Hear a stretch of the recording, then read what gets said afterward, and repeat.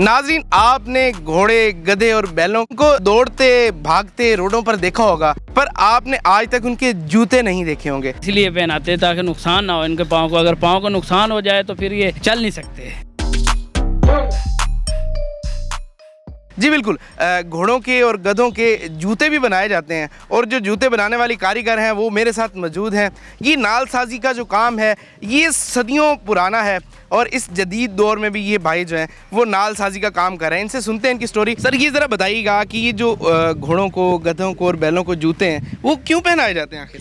ये भाई इसलिए पहनाए जाते हैं, जैसे हम जूता पहनते हैं वैसे उनको भी हम डालते हैं, क्योंकि उनकी मजबूरी है। ये कंकरी वगैरह, किल वगैरह लग जाते हैं उनको, जिसकी वजह से उनको नुकसान होता है पाँव को, इसीलिए उनको पहनाते हैं। हम खुद तैयार करते हैं अल्हम्दुलिल्लाह, और ये हमें काफ़ी देर से 50-60 साल से हम ये काम कर रहे हैं। अच्छा, ये बताइएगा कि ये जब रोड पर दौड़ते हैं या चलते हैं तो इनको कंकर वगैरह लगते हैं, इसलिए ये जूते इनके मालकान? जी बिल्कुल, इनके मालकान इसलिए लगाते हैं, जैसे कील वगैरह लग जाता, कोई रोड़ी वगैरह लग गई, इसलिए पहनाते हैं ताकि नुकसान ना हो इनके पाँव को। अगर पाँव को नुकसान हो जाए तो फिर ये चल नहीं सकते, इनकी मजबूरी बन जाती है। ये लगवाते हैं, ज़रूरी लगवाना है ये।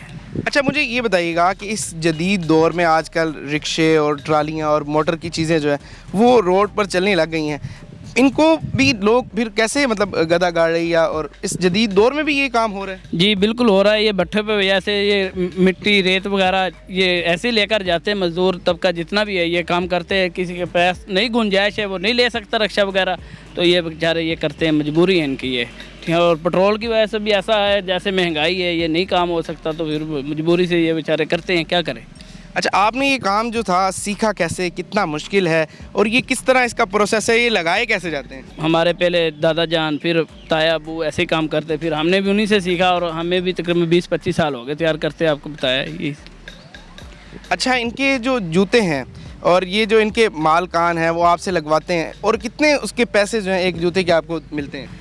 जी, हम पहले तो 800 लेते थे, बताया आपको, फिर हमने 1000 लेना शुरू कर दिया। जितनी महंगाई है इसकी वजह से हम मज़दूर, बेचारा मज़दूर क्या करे, उसने तो करवाना, मजबूरी है उसकी, और हमें भी ज़रूरी है, हमारे भी बच्चे हैं, महंगाई इतनी है, हम इसलिए 1000 रुपये लेते हैं एक बैल का। बिल्कुल ठीक है।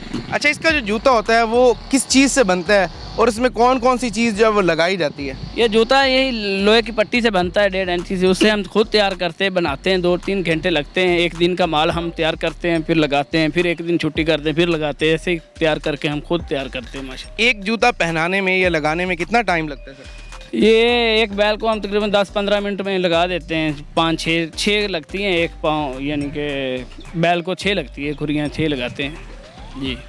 एक बैल को 6 जो है वो आप खुरियाँ लगाते हैं? जी 6 लगती है, किसी को 8 भी लगती है, जैसे पाँव को देख कर हम लगा देते हैं जी। अच्छा, जो आजकल लोगों ने घोड़े रखे हुए हैं, शौकीन अफराद हैं जो, उनको तो फिर आप मतलब घर जाके लगा देते होंगे और महंगे लगाते होंगे? ये अगर इधर हमारे पास आए तो हम 1000 लेते हैं। हम जब किसी के पास जाते हैं तो हम 1200 रुपये, 1400 रुपये भी घोड़े का लेते हैं, क्योंकि हमारी मजबूरी है, हमने पेट्रोल लगा के जाना होता है, इसलिए हम 1200-1400 रुपये लेते हैं जी। नाज़रीन, हमारे साथ जो नालसाजी का हुनर जानते हैं वो नौजवान मौजूद थे।